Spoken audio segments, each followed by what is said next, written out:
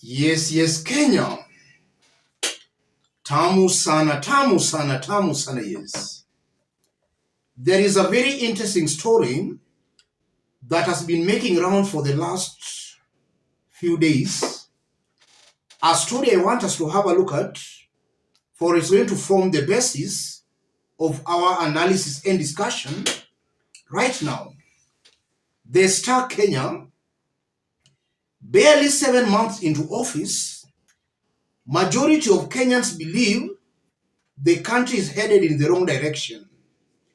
A survey conducted by Infotrak reveals that 62% of Kenyans hold this view, while only 22% believe country is headed in the right direction. You are seeing there, 62% of Kenyans believe country headed wrong direction. Poll. In this video, as usual, I want us to dissect that survey for Kenyans to understand what is going on behind the scenes. Before doing that, if you are watching us but you have not yet subscribed, subscribe, give this video a like. Yes, 62% of Kenyans disapproves of William Ruto's government. Only 22% approves of it. If you look at what is happening in Kenya as I talk, a whooping majority of Kenyans are not happy with Ruto's government. And there are very many reasons to explain that. One reason being the high cost of living. When Ruto was campaigning for the presidency, he campaigned on a platform of bottom-ups, the hustler narrative.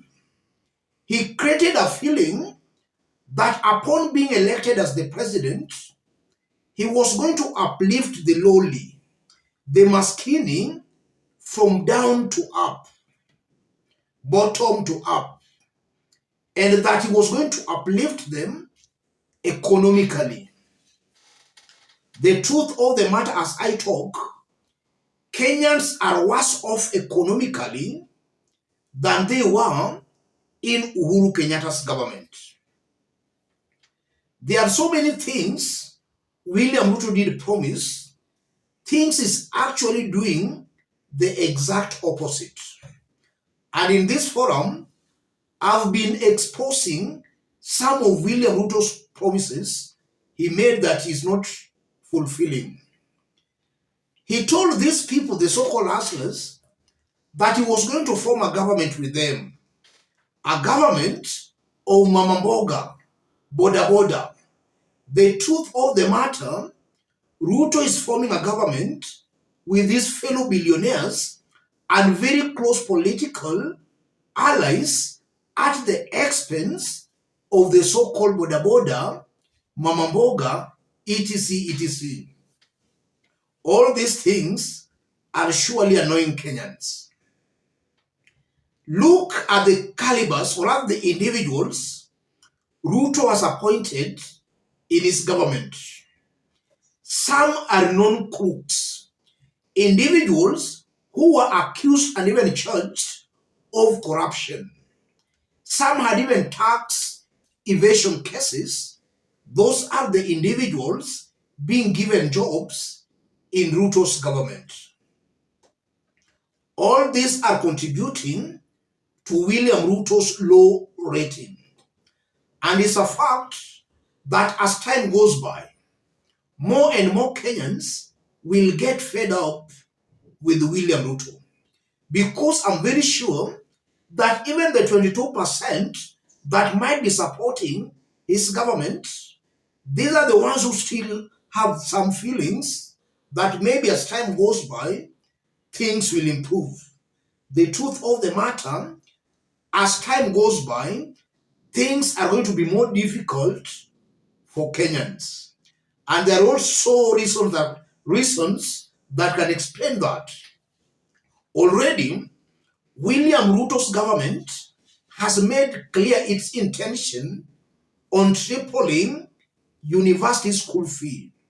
Besides tripling the fee, William Ruto's government is also doing away with the help loans that was cushioning children from poor backgrounds in pursuing higher education.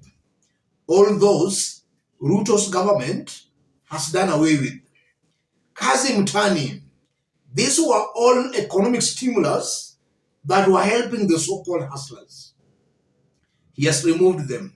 So as time goes by, life is going to be more difficult for the common man, for the hustler. That's a reality Kenyans should and must be prepared to deal with. And if you look at William Ruto, it appears that without propaganda, William Ruto cannot sustain his rule. He must keep lying consistently, at least to maintain his rule. Earlier today, I saw William Ruto making some promises that in the next 3 months, cooking gas will be retailing at around 300 to 600 Kenya shillings. Those are white lies. Ruto is lying to Kenyans in broad daylight. And such kinds of promises are the things that are angering and annoying Kenyans more of a William Ruto's presidency. And again, in the recent days, we have been seeing protests and demonstrations across the country. Even areas that supported Ruto are protesting. All those confirms that Kenya is ready for a revolution that will kick William Ruto out of power. All those are signals, ladies and gentlemen. As I conclude, it's remaining now about 7 days to Raila's mass action.